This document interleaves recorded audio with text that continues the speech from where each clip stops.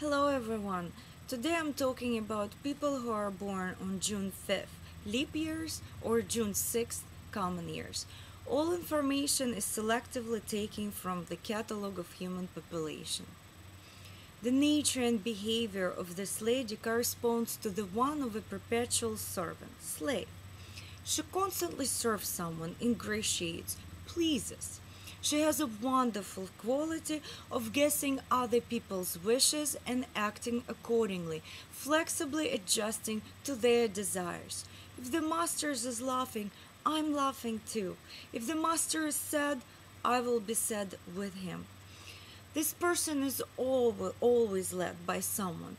For her, it is morally and physically hard to manage without referring and directing force. That is why she selects a master or masters from her surrounding and starts serving, catering for them. She serves with high degree of adulation, cringe, and toadyism towards her master.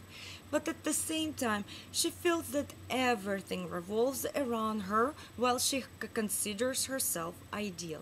And how is this possible? Anything is possible for money, she says. As a matter of fact, this lady has her reasons to choose people to serve and bow to, whether it is her husband or her boss, especially in times when she has to find or maintain her financial stability. This lady would not think twice and will act following the principle anything for your money. When choosing her subject, this lady only considers whether a person would be useful to her. She thinks that everyone lives in the moment and only interested in serving the day. But the overall goal is to provide for her easy and preferably rich, comfortable, and wealthy life. In fact, this lady dreams of making her life a fairy tale, live through some fantastic events that are necessarily followed by a happy end. She's a storyteller, coming up with tales about everyone and then ends up believing them herself. Dreaming up of illusionary worlds, and of course, lying is commonplace for her. And she does that with or without the reason. One can always hear her say, "You would not believe what happened to me yesterday." And then the story continues. Something fantastic happened to her, something unbelievable. The stories are usually very typical and completely reflect her dreams and desires. Princes, sheiks, receptions, diamonds, palaces, boats, private jets, servants, in the world, the life of Cleopatra, who daily swims in milk and drinks ambrosia, someone who's either a goddess or a queen. Her distinctive characteristic is that she does not say a word of truth. It would not trouble her to come up with something like, "The Queen wrote me yesterday. We write each other quite often." Absurd, but beautiful, she thinks. But to really make her dream come true, she needs a lot of money. Thus, she has to find it in her surroundings. Specifically, she needs to find men with money with all that it implies. And she succeeds.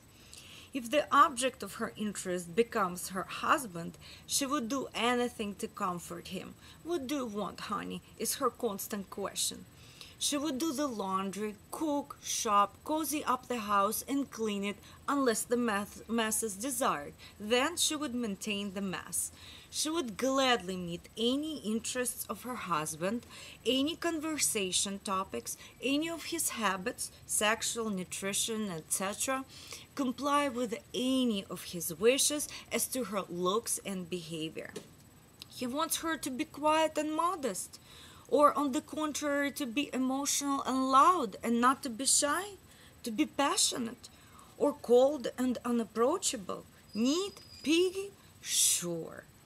This lady's main quality is that she can be anybody for that special person whose patronage and support she requires. She is ready to guess the thoughts, fulfill fantasies, behave in any way. And it doesn't matter that her master is a fool, a brat, and a sloppy creep. It's all good as long as he gives her money. If it is the case, this lady would live with him till death do them apart, in any conditions. She can be a good housewife, spouse, lover, as long as a man meets her major demand, money.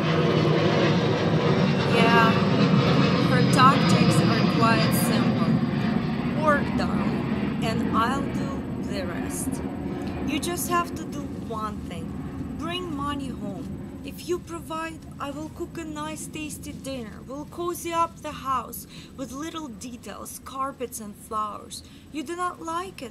Not a problem. I will make it the way you like it.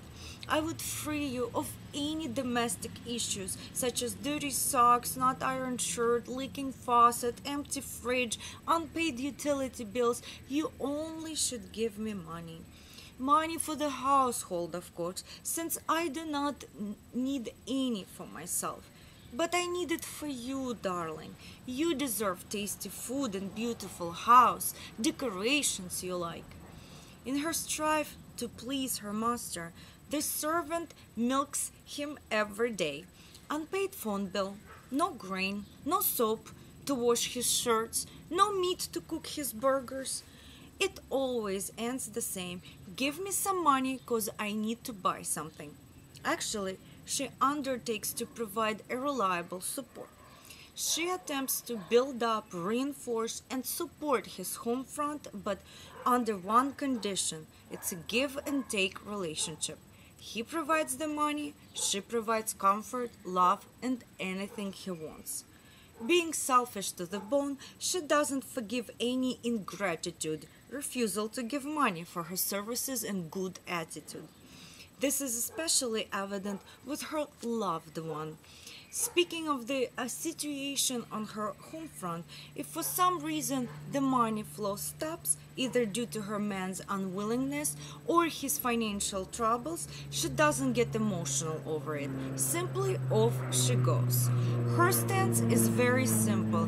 If you have no money, you have no right for my passion. And yesterday's master, her love, interest, the object of her loyalty and care, is quickly sent to the dugout or the waste bucket, or even becomes one of her worst enemies. Deep inside, she thinks that she's never praised for what she's worth, although she views herself as being a support and the stronghold of everything, because no master can manage without her. And if she encounters such ingratitude, you better hold on. She thinks you do it after all I've done for you. And then the master suffers dearly, whether he was her husband or her boss, because any man who becomes her enemy will go bankrupt very fast. For example, in case of a divorce, she would strike the right moment and not following any formalities such as division of property, would easily take all the belongings from their house. And her beloved would come home to find only the bare walls, no plates, no cups, no underwear, not even a shaver. She would take the doorknobs, faucets from the bathroom and the toilet bowl.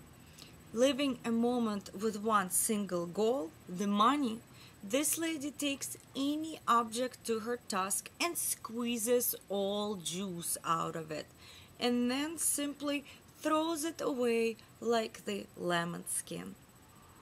For complete information about this subtype structure or any other subtype structure, please visit www.catalogofhumanpopulation.org.